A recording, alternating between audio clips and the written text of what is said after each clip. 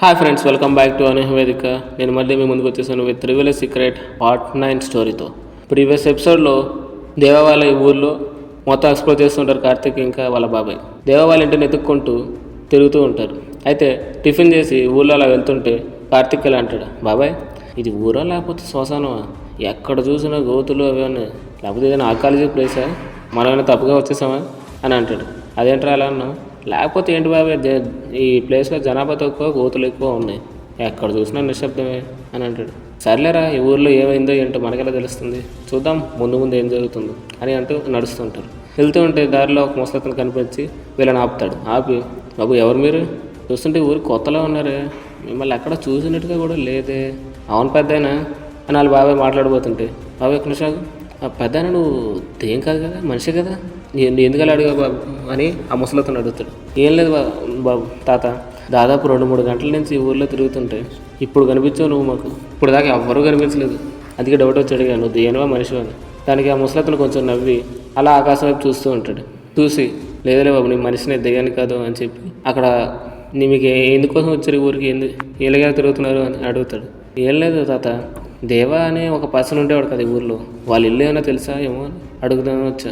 దానికి ఆ ముసలతను కన్నీళ్ళు పెట్టుకుని కొంచెం బాధపడుతూ వాళ్ళ ఇంటి అడ్రస్ చెప్తాడు.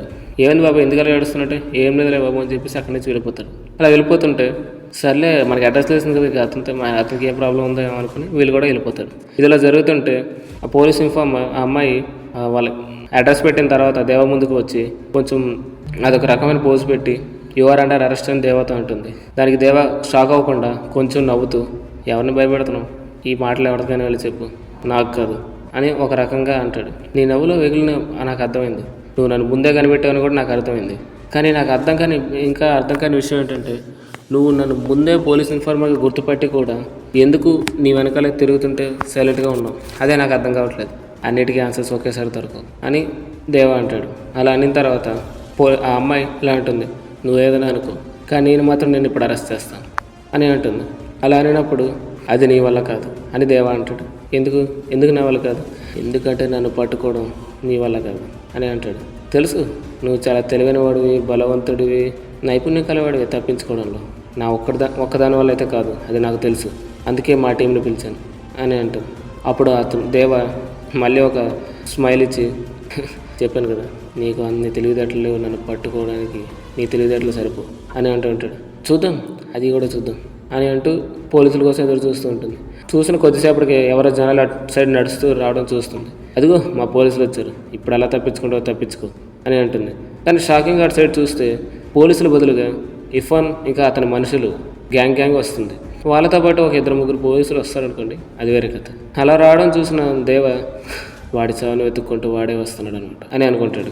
అమర్ చూసి పోలీసులు అనుకుంటూ వీళ్ళు ఎవరు వస్తున్నారంటే ఏం జరుగుతుంది, ఏం జరుగుతుంది అసలు, ఎవరు వీళ్ళంతా, దేవాకి వీళ్ళకి ఏమైనా సంబంధం ఉందా, వాళ్ళని చూడగానే దేవ ఎందుకు కొంచెం ఫ్రస్ట్రేట్ అవుతున్నాడు అని అమర్ అనుకుంటూ ఉంటాడు లోపల. అలా అనుకుంటూ ఉండగా ఇఫాన్ వాళ్ళ దగ్గరికి వచ్చి దేవ దగ్గరికి వెళ్తాడు.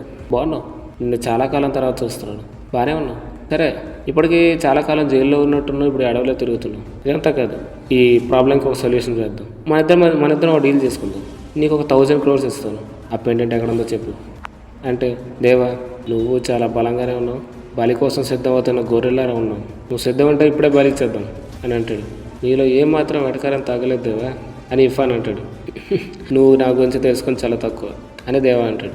ఆ తర్వాత సరే ఏదో డీల్ అంటున్నావు కదా, అది 1000 crores, నువ్వు 1000 crores ఆ పెండెంట్ నాతో బేరం పెట్టావంటే ఖచ్చితంగా దాని వాల్యూ అబౌట్ 10,000 crores ఉంటుంది, అవునా అని అంటే కరెక్ట్గా గెస్ చేసావు. దాని వాల్యూ రోజు రోజుకి మార్కెట్లో పెరుగుతుందే కానీ తగ్గట్లేదు దేవా, అందుకే నాలాంటి వాడు నీ దగ్గరకు వచ్చి అడుక్కుంటున్నాడంటే అర్థం చేసుకో, ప్రజెంట్ దాని మార్కెట్ వాల్యూ అంబానీకి ఆస్తికి 3 ఉండొచ్చు, కొద్ది రోజులు అయితే పెరగచ్చు కూడా అని అంటాడు.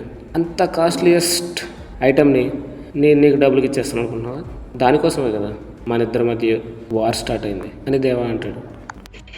సరే నాకు అర్థమైంది నువ్వు డబ్బుకు లొంగవని, అయినా మన ఇద్దరి మధ్య వార్ డబ్బు కోసం కాదు, ఎమోషన్, ఇదే నిన్ను ఆపుతుంది, ఇంకా ఆ పెండెంట్ నీ దగ్గర దాచి ఉంచేలా చేస్తుంది. కానీ నేను చంపకపోవడానికి ఆ పెండెంటే ఒక రీజన్. నువ్వు నన్ను చంపగలను అనుకుంటున్నావు ఇఫాన్ అని దేవా అంటాడు. అదంతా పక్కన పెడదాం, దాని వాల్యూ ఎంత డబల్ త్రిబుల్ ఉంటుందని నీకు ఇప్పుడే ఎందుకు చెప్పినా తెలుసా? అది వీళ్ళందరి ముందు. ఎందుకంటే ఇప్పుడు మన మధ్య ఒక వార్ జరగబోతుంది. దాంట్లో వీళ్ళందరూ చచ్చిపోతారు, అది నాకు తెలుసు గ్యారంటీ. ఎందుకంటే నీ కెపాసిటీ నాకు తెలుసు దేవా అని అంటాడు ఇర్ఫాన్. నా కెపాసిటీ నువ్వు అంచనా వేసేంత వాడివి కాదులే అని దేవా అంటాడు. చూద్దాం అని చెప్పి ఆ అమ్మాయి ఆ వచ్చిన పోలీసులతో మాట్లాడడానికి ట్రై చేస్తూ ఉంటుంది. కానీ ఇంకో పక్క దేవమ్మకి వాళ్ళందరూ వెళ్తూ ఉంటారు. వాడిని పట్టుకుంటారా అని ఇర్ఫాన్ ఆర్డర్ వేస్తాడు. అదే టైంలో రంజిత్ అక్కడికి వస్తాడు. వాడిని పట్టుకోవడం అంటే చంపేయాలి కదా అంటే ఇర్ఫాన్ ఇక్కడ కూడా తగలట్టాడు, వీడిని ఎలా తప్పించుకోవాలి అని అనుకుంటూ, అదేం లేదు రంజిత్, మన ప్లేస్ తీసుకెళ్ళి వాడిని చంపేద్దాం. మీ నాన్నని నాకెంతో ఇష్టమైన సర్కార్ని చంపేశాడు వాడిని అంత తేలిగా ఇక్కడ అడవిలో చంపేస్తే ఏముంటుంది మజా అని కూల్ చేస్తాడు. అప్పుడు ఫైట్ జరుగుతూ ఉంటే దేవా ఒక్కొక్కరిని చంపేస్తుంటే బ్యాక్ సైడ్ నుంచి అటాక్ చేద్దాం అనుకున్న వాళ్ళని అమర్ ఆపుతూ ఉంటాడు. ఇలా అందరూ అయిపోయిన తర్వాత అమర్ వాడిని నేనే చంపేస్తా, వీళ్ళందరి వల్ల కాదు అని ఆవేశంగా కత్తి పట్టుకొని వెళ్తాడు. కానీ ఇర్ఫాన్ వైపు విసిరిన కత్తి అమర్కి తగిలి రంజిత్కి తగిలి అక్కడికక్కడే చచ్చిపోతాడు. ఏదో చేద్దామని వెళ్ళి ఏదో అయిపోయాడు రంజిత్. ఎమోషన్స్ ఎక్కువే అని అనుకుంటాడు ఇర్ఫాన్.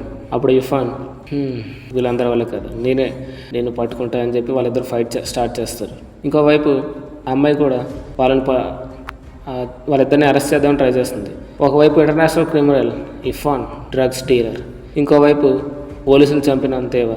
వీళ్ళిద్దరిని పట్టుకుంటే ఆమె కెరీర్ సెటిల్ అయిపోతుందని ఫీల్ అయ్యి వాళ్ళిద్దరిని అరెస్ట్ చేద్దామని చెప్పి వాళ్ళిద్దరు గొడవని ఆపి మత్తు ఇంజెక్షన్ ఇచ్చి ఆపుదామని ట్రై చేస్తూ ఉంటుంది. కానీ అమర్ ఆ అమ్మాయిని ఆపడానికి ట్రై చేస్తూ ఉంటాడు. ఇలా వీళ్ళిద్దరూ మరోవైపు ఇర్ఫాన్ ఇంకా దేవా ఇలా కొట్టుకుంటూ ఉంటారు. వాళ్ళిద్దరం ఇర్ఫాన్ ఇంకా దేవా మధ్య వార్ చాలా తీవ్రంగా సాగుతుంది. ఎంత తీవ్రంగా అంటే వాళ్ళ మధ్యలోకి ఎవరు వచ్చినా వాళ్ళ తల పచ్చడే అంతలా. వాళ్ళిద్దరూ వాళ్ళ బలబలాలను తెలుసుకుంటూ ఉంటారు.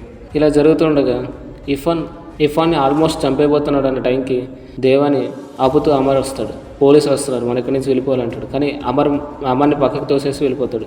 అప్పుడు అదే టైంలో అమర్ ఏం చేయాలని ఆలోచిస్తూ ఉండగా ఆ అమ్మాయి చేతిలో మత్తు ఇంజెక్షన్ గుర్తొస్తుంది. ఆ 2 మత్తు ఇంజెక్షన్ తీసుకొని అమ్మాయికి ఒకటి అలాగే దేవాకి ఒకటి ఇచ్చేసి దేవాని భుజాల మీద వేసుకొని అక్కడి నుంచి వెళ్ళిపోతాడు. ఇర్ఫాన్ అదంతా చూస్తూ అక్కడే ఆగిపోతాడు. ఎందుకంటే అతనికి నడిచే ఓపిక కూడా లేదు, అంత దారుణంగా కొట్టాడు దేవతను. అప్పుడు అదే టైంకి పోలీసులు వచ్చి ఇర్ఫాన్ని అలాగే ఆ అమ్మాయిని తీసుకుని వెళ్ళిపోతారు. ఇది ఇలా జరుగుతుండగా దేవా వాళ్ళ ఇంటికి వెళ్ళిన కార్తిక్ ఇంకా వాళ్ళ బాబాయ్ చూసి ఆశ్చర్యపోతారు. ఎందుకంటే అక్కడ వస్తువులు ఎలా పడితే అలా చిందరవందరగా పడి ఉన్నాయి. అలాగే ఇల్లు మొత్తం గోతులు తీసే ఉంది. ఎక్కడ చూసినా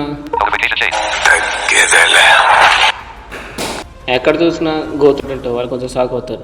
కానీ గోడ మీద ఫొటోస్ చూసి ఇది దేవా వాళ్ళ ఇల్లు అని క్లారిటీ తెచ్చుకుంటారు. సో అమర్ ఎవరు ఇంతకి దేవాకి ఎందుకు హెల్ప్ చేస్తారు? ఇర్ఫాన్ ఎందుకు ఆ పెంటెంట్ కోసం అంత కష్టపడుతున్నాడు? అంబానీ ఆస్తి కంటే డబల్ త్రిబుల్ ఉంటుందంటే దాని వాల్యూ ఎంత ఉంటుందో? ఈ క్వశ్చన్స్ కన్నిటికీ ఆన్సర్ తెలుసుకోవాలనుకుంటే మీరు మా ఛానల్ ఫాలో అవుతూ ఉండండి గైస్. నెక్స్ట్ మళ్ళీ పార్ట్ 10 వీడియోలో కలుసుకుందాం. For more exciting videos, please do like, share, subscribe Anuya Vedika. Follow us on Instagram and Facebook. Thank you for your support.